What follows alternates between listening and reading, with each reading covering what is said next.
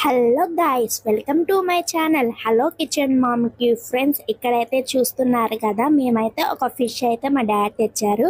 దీని పేరు వచ్చి బసా చేప అన్నమాట. చాలా అంటే చాలా టేస్టీగా ఉంటుందంట, ముళ్ళు అయితే ఉండవంట.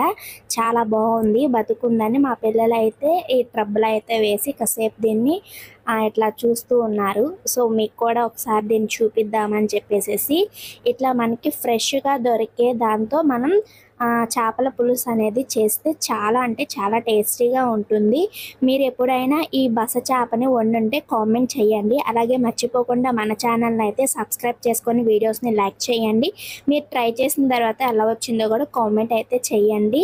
మీరు చూస్తున్నారు కదా, లైవ్లోనే ఫిష్ అయితే భలే ఆడుతుందండి. చాలాసేపు మా పిల్లలు అయితే చూస్తూనే ఉన్నారు. దీన్ని అయితే వండొద్దు మమ్మీ, మనం పెంచుకుందాము అని చెప్పేసి అయితే అన్నారు. సో ఇదైతే కూరగా తెచ్చాం కాబట్టి మనం కూర దాకలోకి అయితే పడిపోవాల్సిందే. సో అయితే దీన్ని అయితే వండే ప్రాసెస్ ఏంటో మీకు ఈ వీడియోలో అయితే చూపిస్తాను. చేపల కూర ఎవరికి ఇష్టమో కూడా కామెంట్ అయితే చేయండి. లేట్ చేయకుండా అయితే ఫస్ట్ అయితే మనం చేపనైతే రుద్దేసుకొని దాన్ని అయితే మీకు కావాల్సిన సైజెస్లో అయితే ముక్కలు అయితే కట్ చేసుకోండి. ఇది ఒక కేజీ అర కేజీ అయితే ఉంటుంది, మినిమం కేజీ ఉంటుంది. అలాగే పసుపు ఒక టేబుల్ స్పూన్, అలాగే ఒక టేబుల్ స్పూన్ కారం, అలాగే ఒక టేబుల్ స్పూన్ గల్లుప్పు కూడా వేసుకోండి. మొత్తం అయితే ఒక 30 మినిట్స్ అయితే కలుపుకొని పక్కన అయితే పెట్టేసుకోవాలండి.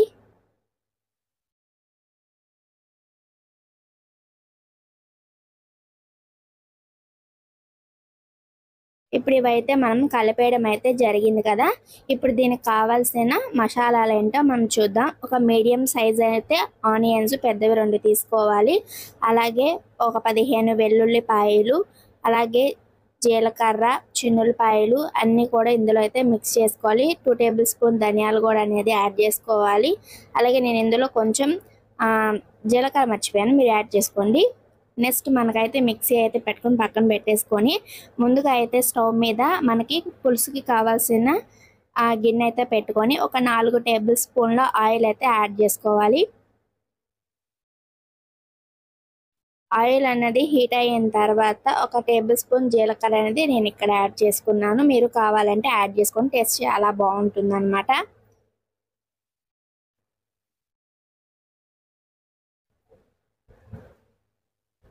అలాగే ముందుగా మనం ప్రిపేర్ చేసుకున్న పేస్ట్ అనేది మొత్తం ముందుగా రుబ్బి పెట్టుకున్నాం కదా, ఆ పేస్ట్ అనేది ఇందులో యాడ్ చేసుకోవాలి. మొత్తం బాగా అయితే కలుపుకోవాలి.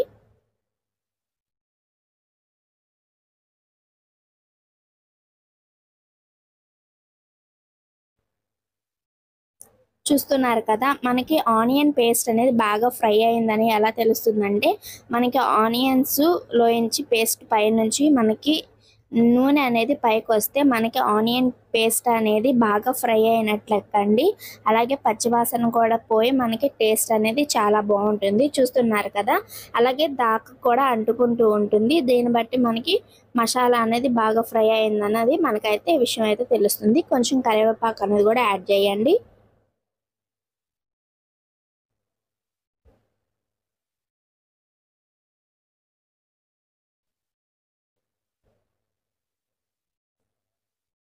మధ్యలో కలుపుకుంటూ మూత అయితే వేస్తూ ఉండండి.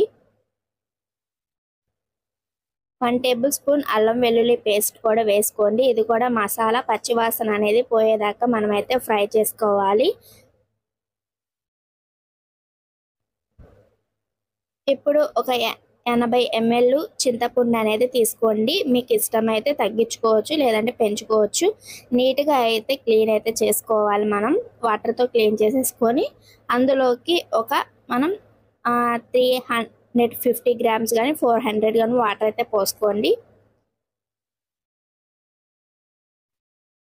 ఇప్పుడు ఇంతలోకి మన మసాలా అన్నది బాగా అయితే ఫ్రై అయిపోయింది. చూస్తున్నారు కదా, ఆయిల్ అయితే బాగా అయితే పైకి అయితే వచ్చేసం అయితే జరిగింది. ఇంకా మన నెక్స్ట్ ప్రాసెస్ ఏంటో చూద్దాం.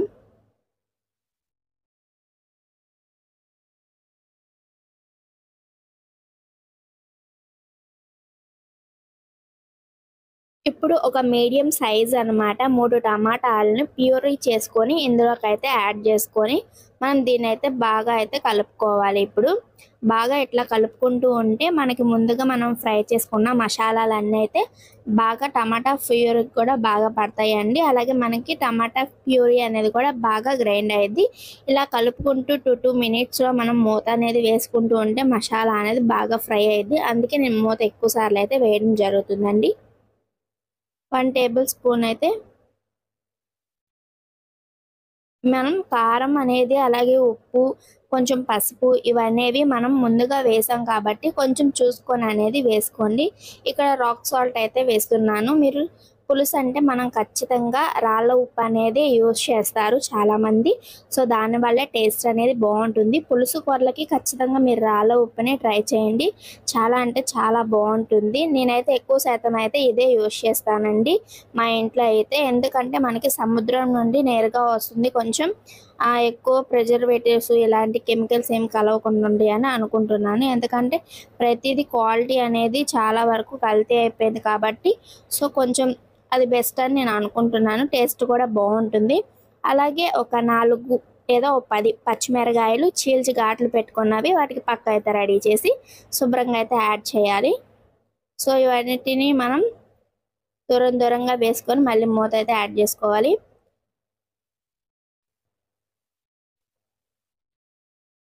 ఇందులోకి మనం ముందుగా మ్యాగ్నేట్ చేసుకొని పక్కన పెట్టుకున్న ఫిషెస్ ముక్కలను అయితే ఒక్కొక్కటి చాలా జాగ్రత్తగా మనం ఆ పక్క పైన పడుకోబెట్టాలి. పక్కంటే ఏదో అనుకున్నారు, మసాలా పక్కండి. దాని మీద మనం పడుకోబెట్టేసేసి వాటన్నిటిని జాగ్రత్తగా ఉంచుకోవాలి. కొంచెం మీరు వెడల్పుదైనా తీసుకోండి. కొంచెం పులుసుకి చాలామంది గుంటలు తీసుకుంటారు. నాకు సరిపోద్ది అనుకొని నేను తీసుకున్నాను. నాకైతే సరిపోయింది, ముక్కలే మెరుగు. ఇప్పుడు మూత అయితే వేసేసుకుందాము. ఇలా మూత తీస్తూ వేస్తూ ఉండాలండి. అలాగే మనం ముందుగా పెట్టుకున్న చింతపండు రసాన్ని అనేది పోసేసి వాటి మొఖాన మనం ఇప్పుడు నిద్ర అయితే లేపేయాలి. అలాగే ఇప్పుడు మనం ఏం చేయాలంటే వాటర్ కూడా తగినంత యాడ్ చేసుకొని మనం గరిటెతో అయితే అస్సలు కలపకూడదండి. చేపల కూరని ముఖ్యంగా గుర్తుపెట్టుకోవాలి. దాకనైతే ఈ వీడియోలో చూపించిన విధంగా అయితే మీరు కలుపుకోవాలి. పూర్వకాలంలో మా అమ్మమ్మ వాళ్ళు కాదు ఎవరైనా సరే చేపల కూర అంటే ఖచ్చితంగా చేప అనేది వెళ్ళిపోకోకుండా మంచిగా రావాలంటే ఖచ్చితంగా ఈ విధంగానే కలిపారు. మన చేపల కూర అయితే కొతమంటూ ఉడికిపోతుందండి. మీకు ఆకలిస్తే వేసిన మీకు ఇందులో బాగా టేస్ట్ ఇచ్చేవంటే పచ్చి కొబ్బరి పాలండి. ఇవి చాలా అంటే చాలా టేస్ట్గా ఉంటాయి. కాబట్టి మీరు స్కిప్ అయితే చేయమాకండి. దీన్ని ఖచ్చితంగా అయితే టేస్ట్ చాలా బాగుంటుంది. మీరు యాడ్ చేసుకోండి. ఇప్పుడు మరొకసారి మళ్ళీ మూత అయితే కలిపేసుకొని పెట్టేసుకోవాలి. ఇట్లా మనం మధ్యలో చేపల పులుసు మనకి ఎంత గ్రేవీ కావాలి పులుసు అనేది చూసుకుంటూ మనం అయితే యాడ్ చేసుకోవాలి. ఇందులో నేను పొడి మసాలా అనేది కూడా వేసుకున్నానండి. అది వచ్చేసి కొంచెం చెక్క, లవంగాలు, కొంచెం మిరియాలు ఇవి కొంచెం యాడ్ చేశాను స్పైసీకి. మీరు మామూలుగా ఎండు కొబ్బరి ఇవి అనమాట. సో అదేనండి, ఇంకా అంతకు మించి పొడి మసాలా ఏం లేదు. చూపించాను కదా, ఇవన్నీ మనం చూసుకుంటూ దీన్ని బట్టే మనకి పులుసు ఎంత కావాలి ఏంటి అన్నది ఈ విధంలోనే మనకి చాలా వరకు అయితే అర్థమైపోతుంది. మీరు ఖచ్చితంగా అయితే ట్రై చేయండి, చాలా బాగుంటుంది.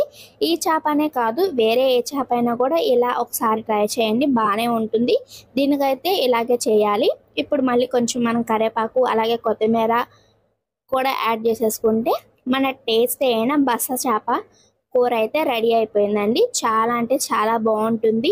ఫిష్ తినడం వల్ల మన హెల్త్కి చాలా బెనిఫిట్స్ అయితే ఉన్నాయి. దీంట్లో మనకి గుండె జబ్బులు రాకుండా నివారించడంలో కూడా మనకి ఫిష్ అనేది చాలా ఎక్కువగా అయితే తినమంటారు. విటమిన్ అనేది అదే సీ ఫుడ్స్లో ఇవి ఎక్కువ బాగుంటాయి కాబట్టి సో మన చేపల కూర అయితే కొత్తమని ఉడికిపోతుందండి. చాలా అంటే చాలా బాగుంటుంది.